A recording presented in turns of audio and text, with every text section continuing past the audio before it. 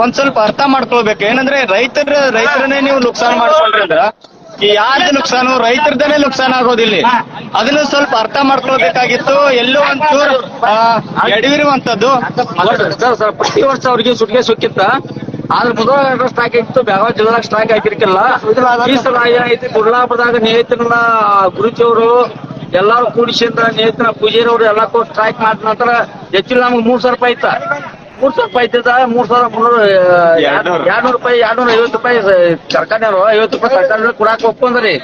ಒಪ್ಕೊಂಡ್ರು ಅವ್ರು ಒಂದ್ ತೊಡೆ ಮನೆಗೆ ಒಪ್ಪಿಲ್ಲ ಅಂದ್ರೆ ಇವ್ರದ್ದು ಹೆಸರು ಕೆಡತ್ತೆ ಇದಕ್ಕಿಂದ. ಗಪ್ರಿ ಸರ್ ನಿನ್ರಿ ಸಾಯಂಕಾಲ ಸೈದಾಪುರ ಜನರಲ್ ಮ್ಯಾನೇಜರ್ ಆಯ್ತು, ಏನ್ ಮ್ಯಾನೇಜರ್ ಆಯ್ತು, ಕಬ್ಬ ಸಂಘ ಆಯ್ತು, ನಿನ್ನೆ ಸಾಯಂಕಾಲ ರೀ ನೀನ್ ಫೈನಲ್ ಆಗಿರ್ತಲ್ಲ.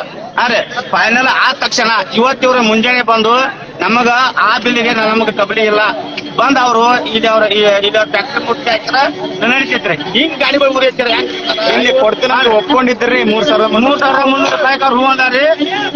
ಸ್ಟೇಟ್ಮೆಂಟ್ ಕೊಟ್ಟಾರಿ 62 ರೂಪಾಯಿ ಕ್ಲಿಯರ್ ಆಗೈತ್ರಿ ಅವ್ರದ್ದು. 60 ರೂಪಾಯಿ ಹೋಗ್ಬೇಕಾಯ್ತು, ಕ್ಲಿಯರ್ ಮಾಡ್ಯಾರಿ. ಕ್ಲಿಯರ್ ಮಾಡಿದ್ರು ರೈತರಿಗೆ ಏನಾಗೈತಿ ಇದು ನೋಂದ್ ಏನಾಗೈತಿ ಗೊತ್ತಂడి. ಒಂದ್ ಬೆಳಿತಿಗೆ ಕೂಲಿ ಮೂಲದಿ ಕಬ್ಬಿಂದ ಒಂದ್ ಕುಳಿ ಆಗ್ತದ. ಕಬ್ಬು ತಗೊಂಡ್ ಸರ್ಕಾರ ಹಾಕೋತಾರ, ಗೊಂಜಾಳ ಹಾಕೋತಾರ, ಬೇರೆ ಬೇರೆ 1 ಲಕ್ಷ ರೂಪಾಯಿ ಲಾಭ ಐತಿ. 1 ರೂಪಾಯಿ 1 ಲಕ್ಷ ರೂಪಾಯಿ ಲಾಭ ಐತಿ ಅವ್ರಿಗೆ. ಅವ್ರ ಮಾತಿಗೆ ನಮ್ಗೆ ಬೆಲೆ ಸಿಗ್ಲಿಲ್ಲ. 1 ಎಕರೆಗೆ ರೀ ಸರ 1 ಎಕರೆಗೆ 1 ಲಕ್ಷ ರೂಪಾಯಿ ಲಾಭ ಆಕತಿ. ಆದ್ರೆ ಇವರು ಬಾನ್ಸಿಂದ ಸ್ಟ್ರೈಕ್ ಮಾಡಿಕೊಂಡು ಕಲ್ಲು ಹೋಗುವಾದ್ರ ರೈತರನ್ನ ಹಾಳು ಮಾಡಿ ಹೋದ್ರಲ್ಲ ಇವರು. ಸರ್ಕಾರ ಏನು ಮಾಡಿಲ್ಲ ಇವ್ರ. ಇದನ್ನ ತೋರಿಸ್ತೇವೆ ಎಲ್ಲಾರಿ ಕಬ್ಬು ಬೆಳೆಸಿ ಎಲ್ಲಾ ಕಟ್ ಮಾಡಿ ಫ್ಯಾಕ್ಟ್ರಿ ಏನ್ ಮೋಸ ಮಾಡಿಲ್ಲ, ನಮ್ ರೈತರಿಗಿನ ಮೋಸ ಮಾಡಿ ಹೋದ್ರ ಇವ್ರ. ಎಲ್ಲ ಫ್ಯಾಕ್ಟ್ರಿ ಸುಟ್ಟು ಹೋದ್ರ ತಕ್ಷಣ ಏನ್ ಮುದೋದ ರೈತ ಯಾರ್ದಾರ ಮೇನ್ ಅದಾರ್ಲಿ ಇದಕ್ಕೆಲ್ಲಾ ಹೊಡೆ ತುಂಬಬೇಕು. ನೋಡ್ ಅವ್ರಿಗೆ ರೈತರಿಗೆಲ್ಲ ಅನುಕೂಲ ಮಾಡ್ಬೇಕು. ಅವ್ರು ರೈತ ಸಂಘ ಒಪ್ಕೋತಾನ. ಅದಕ್ಕೆ ಆ ರೈತ ಸಂಘ ಸುಖ್ಯ ಸ್ವಾತಂತ್ರ್ಯ ಸಂಘ. Yes okay thank you.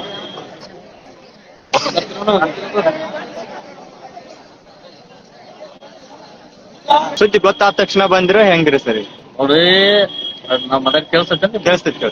ಈಗ ನೋಡಕ್ಕಾಗಲಿ ನಾವ ಇದನ್ನ ಏನೋ ಆಗ್ಬಾರ್ದನ್ನ ಉದ್ದೇಶಕ್ಕಾಗಿ ಈ ಡಬ್ಬಿ ಹತ್ರ ಇಲ್ಲಿ ಒಂದು 4 ಮಂದಿ ನಾವ್ ಯಾವತ್ತು ಇರತ್ತಿದ್ವಿ. ಈಗ ಮಧ್ಯಾಹ್ನ ಏನ್ ಗಾಡಿ ತಗೊಂಡ್ 4 ಮಂದಿ ಇದ್ದೀವಿ. ಉಳಿಕಿದವ್ರನ್ನ ಕಬ್ಬು ಗಿಡಕ್ ಹಚ್ಚಿದ್ವಿ ನಾವು.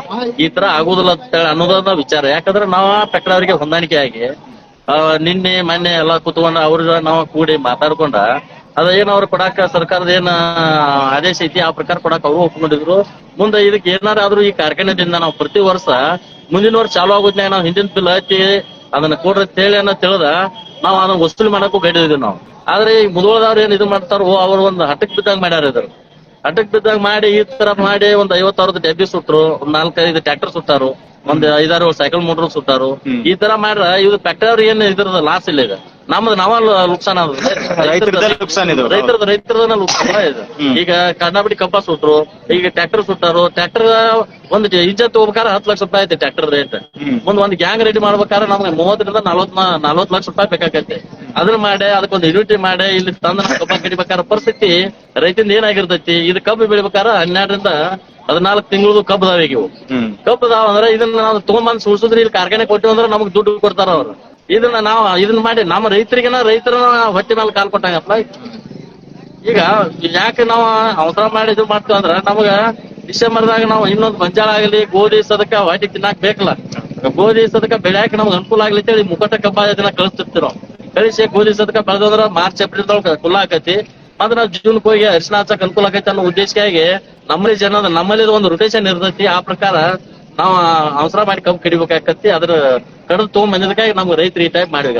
ನಿಮ್ದು ಒಬ್ರು ಗಾಡಿ ಮಾಲಕರಾಗಿ ಏನೇನ್ ನುಕ್ಸಾನ್ ಆಗೈತ್ರಿ ನಿಮ್ದು? ಗಾಡಿ ಮಾಲಕರ ನೋಡ್ರಿ ಟೈರ್ಗಳು ಹೊಡೆದಾರ. ಮುಂದ ಈಗ ಟ್ರ್ಯಾಕ್ಟರ್ ಐತಿ. ಅದ್ ಟ್ರ್ಯಾಕ್ಟರ್ ಪೂರ ಸುಟ್ರು. 10 ಲಕ್ಷ ರೂಪಾಯಿ ಟ್ರ್ಯಾಕ್ಟರ್ ಪೂರ ಸುಟ್ಟ. ಮುಂದೆ ಈಗ ಬಾಂಬುಗಳ ಸೆಟ್ ಆಗ್ಬೇಕಾದ್ರೆ 20,000 ರೂಪಾಯಿ ಬೇಕು.